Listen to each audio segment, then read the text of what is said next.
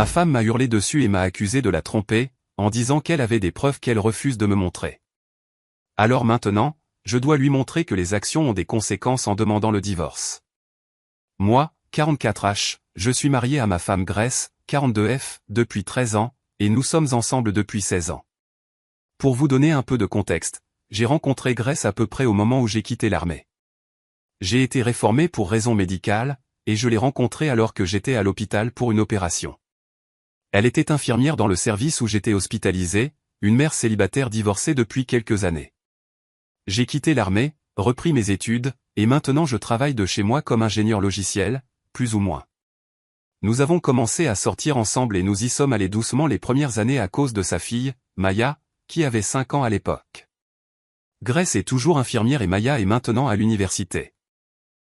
Jusqu'au mois dernier, j'aurais dit que notre mariage était plutôt solide. Nous avons eu des disputes, et j'avoue que j'étais assez nul en matière de ménage quand nous avons emménagé ensemble, car je n'étais pas habitué au désordre que les enfants peuvent mettre dans une maison. Mais à part ça, c'était bien. Il n'y a jamais eu de problème de beaux-parents, j'ai joué un rôle actif dans la vie de Maya parce que son père vit à l'étranger pour le travail.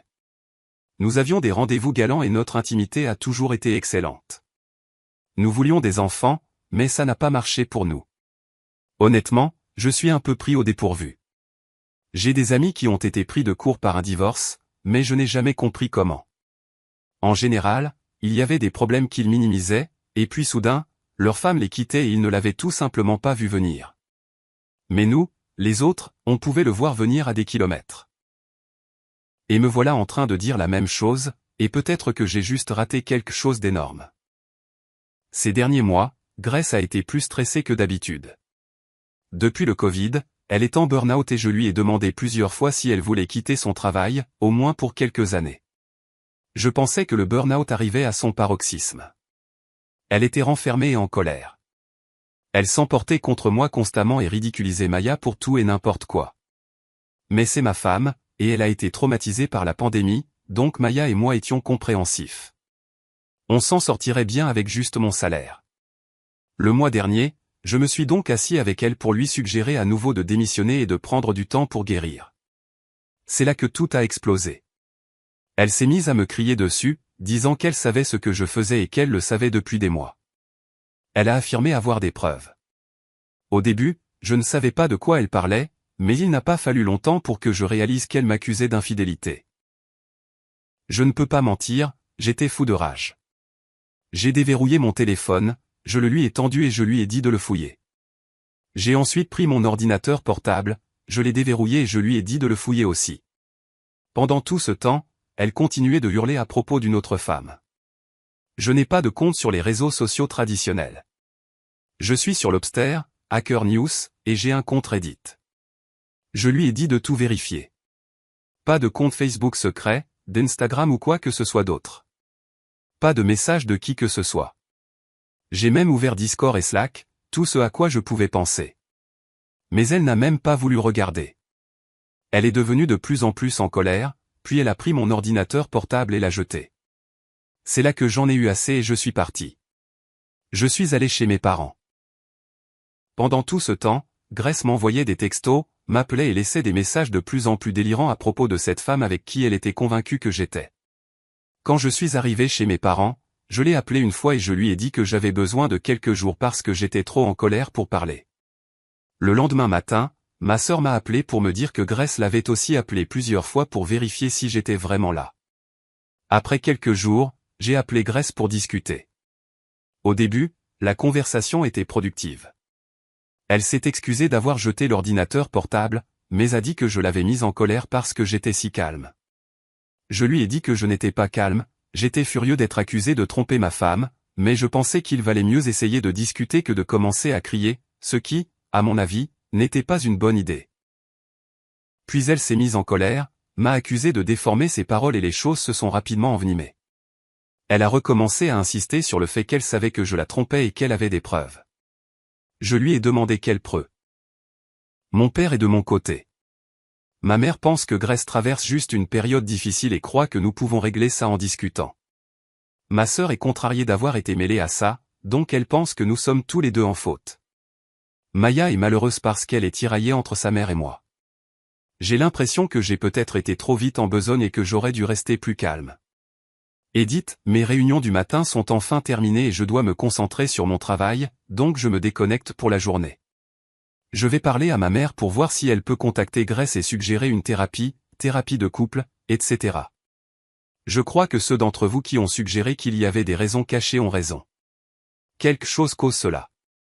Je ne sais juste pas si c'est quelque chose que j'ai fait, le stress dans sa vie, ou si c'est de la pure projection. Je ne pense pas, mais on ne sait jamais. Je rassurerai à nouveau Maya en lui disant qu'elle a sa place ici, quoi qu'il arrive. Pour moi, c'est ma fille et bien sûr qu'elle a sa place ici si elle en a besoin. Cependant, je n'essaierai pas non plus de lui mettre la pression, étant donné que c'est sa mère et je sais que cette situation la tiraille dans deux directions. Edith 2, d'accord, j'ai pris une petite pause et je pensais revenir lire quelques commentaires, mais il y en a beaucoup trop à parcourir. Cependant, il semble y avoir un thème général, alors je vais essayer d'y répondre rapidement ici. Quelqu'un a demandé si je la trompais. Je comprends pourquoi vous demandez ça. Je ne l'ai jamais dit explicitement dans le post, mais laissez-moi vous assurer que non, je ne la trompe pas. Je ne l'ai jamais fait. Certes, ce ne sont que des mots, et je suis sûr que certains pourraient penser que je mens, mais j'aime ma femme. Je n'ai jamais voulu la tromper.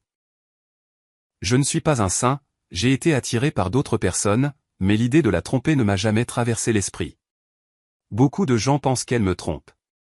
Encore une fois, je ne pense pas. Elle est à la maison tous les soirs à la même heure et elle ne cache pas ses appareils. Pourrait-il y avoir quelqu'un au travail? Oui. Est-ce que je pense qu'elle me trompe? Non. Mais comme beaucoup l'ont souligné, ce sont parfois des paroles tristement célèbres. Parler de divorce et rester calme. Je souffre de TSPT et, au fil des ans, j'ai beaucoup travaillé en thérapie pour gérer les émotions intenses. C'est pourquoi je reste calme, non pas parce que je me sens calme, mais parce que si je ne le fais pas, je suis dépassé. Le commentaire, parlant à mon avocat, était un de ces moments où je n'ai pas bien géré. Je ne pense pas que ce soit une bonne idée de divorcer après plus d'une décennie ensemble à cause de ce qui s'est passé le mois dernier. D'un autre côté, je sais que parce que ce n'est pas un endroit sûr pour moi mentalement en ce moment, je resterai chez mes parents jusqu'à ce que nous résolvions cela. Pourrait-ce être hormonal? Oui, ça pourrait l'être. Cependant, ma femme prend déjà des hormones en raison d'une procédure médicale qu'elle a subie au début de la trentaine, comme je l'ai mentionné, ce n'était pas dans les cartes pour nous d'avoir des enfants. Elle voit généralement le médecin tous les 6 mois pour vérifier ses niveaux, et son dernier rendez-vous était en mars. Cependant, ses sautes d'humeur ont commencé avant cela. Problème de santé mentale. C'est ce que je pense personnellement. Comme je l'ai mentionné, Grace se dirige vers le burn-out depuis un certain temps. Ces sautes d'humeur ont commencé il y a quelque temps, c'est pourquoi j'avais initialement suggéré qu'elle prenne un congé et que je l'ai de nouveau évoqué le mois dernier quand elle a explosé. Je crois que c'est lié au stress, et c'est pourquoi je n'ai pas encore contacté d'avocat. J'espère que mon mariage peut être sauvé. Je pense que je voulais juste être rassuré par une tierce partie neutre parce que je suis complètement dépassé par la situation. À ceux qui disent de ne pas impliquer ma mère est déjà impliquée. Elle et Grace sont incroyablement proches, et elle appelle Grace tous les jours pour prendre de ses nouvelles.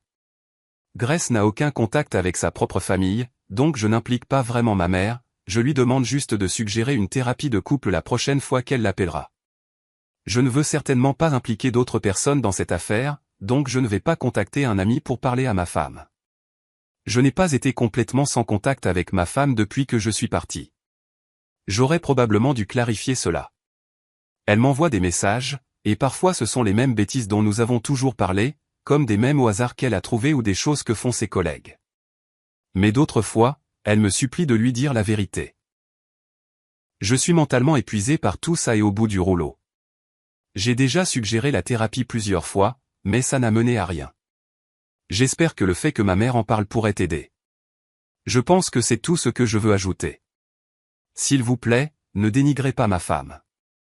Je suis bouleversé par cette situation parce que ma femme est une femme formidable. Elle est intelligente, drôle et douce. Elle a été une mère merveilleuse, et c'est pourquoi j'ai été si inquiet ces derniers mois, car ce comportement ne lui ressemble tellement pas. Mise à jour 3 jours plus tard. Je suis désolé si ce n'est pas la bonne communauté, mais mon ami me l'a suggéré et j'ai pensé que ce serait peut-être le bon endroit pour me défouler ou obtenir des conseils. Je ne suis pas sur des informations nécessaires ou pertinentes, alors je vais juste écrire tout ce qui me vient à l'esprit. Je suis marié à ma femme, Grace, depuis 13 ans, et nous sommes ensemble depuis 16 ans. Quand nous nous sommes mis ensemble, elle m'a dit qu'elle avait peu ou pas de contact avec sa famille. Il y avait un traumatisme évident lié à cela, et en tant que personne souffrant de TSPT, j'ai respecté le fait qu'elle ne soit peut-être pas prête à partager les détails. De plus, ma famille l'adorait, donc j'étais heureux de partager la mienne avec elle. Après être sortis ensemble pendant un certain temps, juste avant que je ne la demande en mariage, elle m'en a dit plus sur sa famille.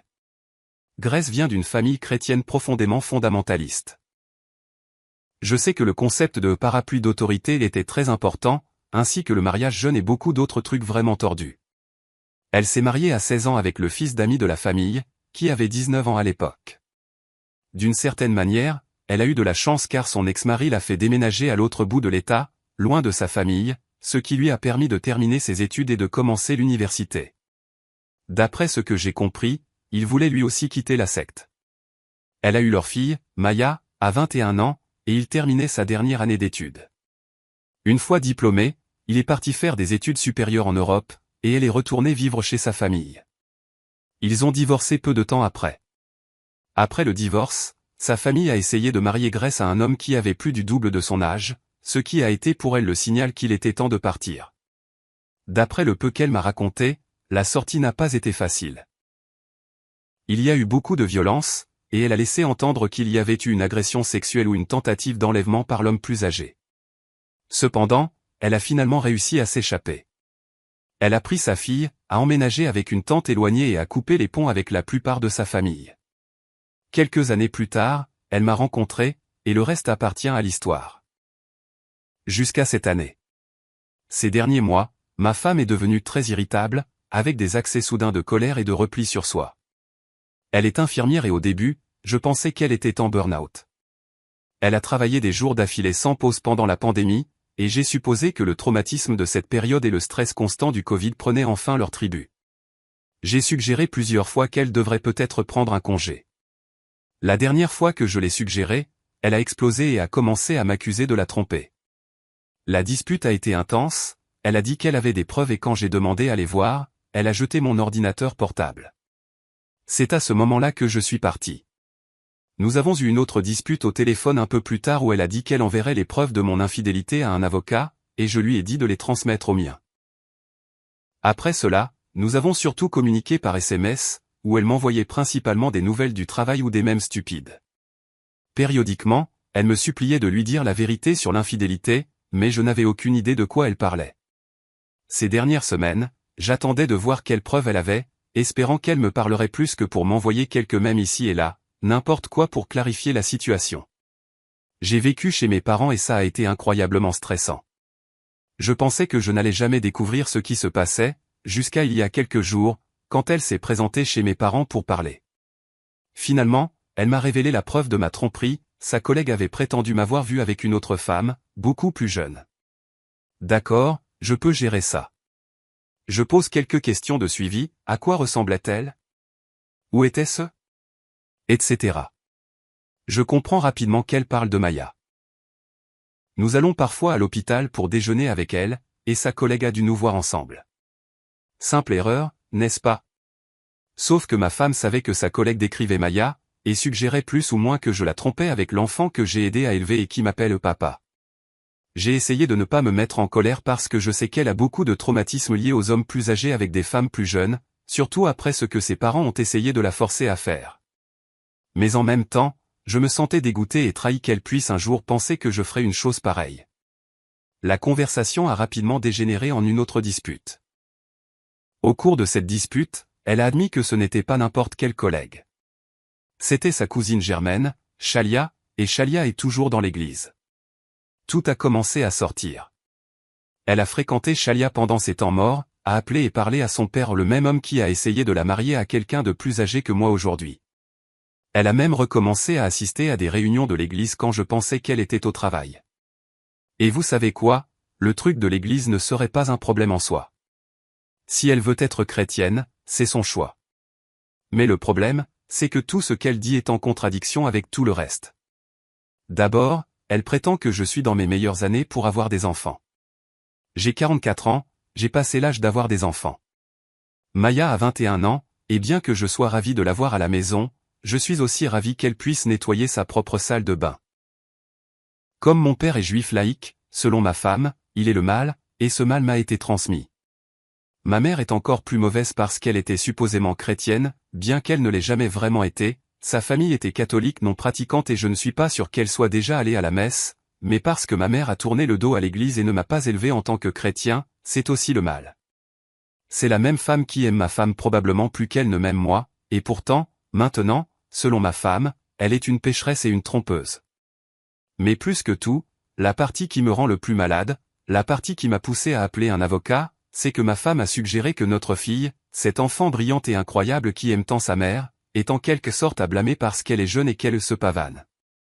Tout est embrouillé dans ma tête. Il y avait tellement plus. Elle a continué pendant ce qui a semblé des heures avant que je ne lui demande finalement de partir.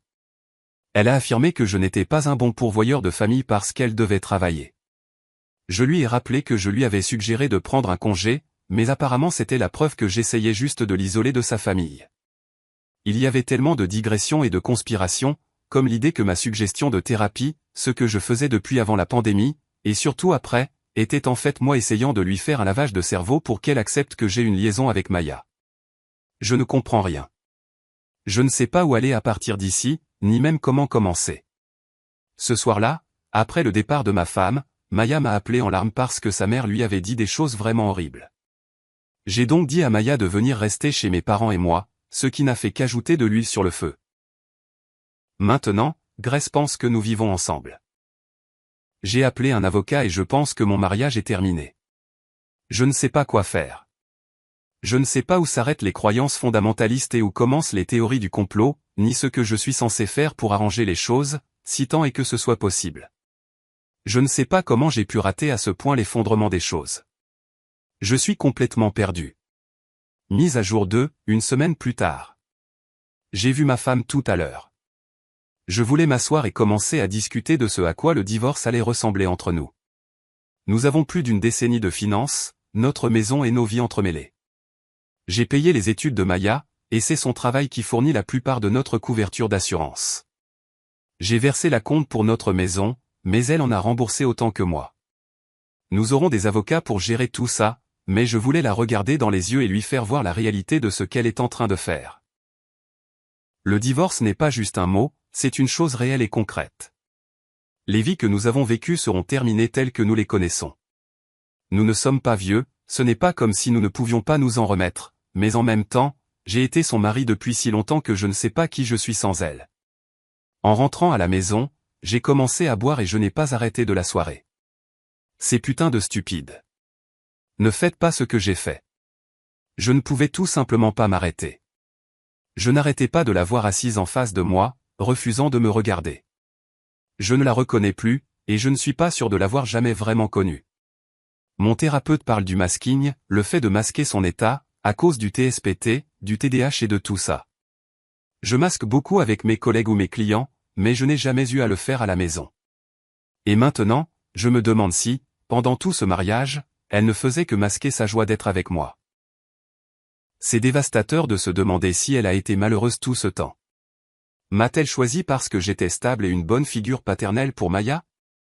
Je ne suis pas laid, mais je ne suis pas beau non plus. Notre vie intime était bonne, ou l'était-elle? Faisait-elle juste semblant à cause de ce qu'elle a appris enfant, qu'elle devait faire plaisir à son mari? Je me sens malade en y pensant. J'ai l'impression de l'avoir involontairement maltraitée, parce que je ne sais pas à quel point c'était vraiment elle et à quel point c'était juste le conditionnement qu'elle a subi dans cette église. Et Maya. Bon sang, Maya est juste, elle ne va pas bien du tout. Elle essaie si fort d'être stoïque et forte, mais c'est mon bébé. Je lui ai appris à pêcher, et elle est meilleure que moi. Elle m'a appris à tricoter quand j'avais des difficultés au travail pendant la pandémie et que je luttais avec le confinement. C'est une gamine tellement incroyable, et elle souffre, et je déteste Grace pour ça. Je la déteste pour avoir fait du mal à notre enfant. Mais je l'aime, et ça aussi, ça fait mal. Je ne sais pas quel était le but de tout ça. Je suis revenu pour relire les théories sur le fait qu'elle me trompait ou qu'elle traversait la ménopause. Je pensais que ce que nous avions était réparable. Je pensais que si je m'y mettais, nous pourrions changer les choses. Et c'est juste fini. C'est tellement, putain de, fini. Que cela serve de leçon. Parfois, les choses se terminent, et il n'y a rien que l'on puisse faire.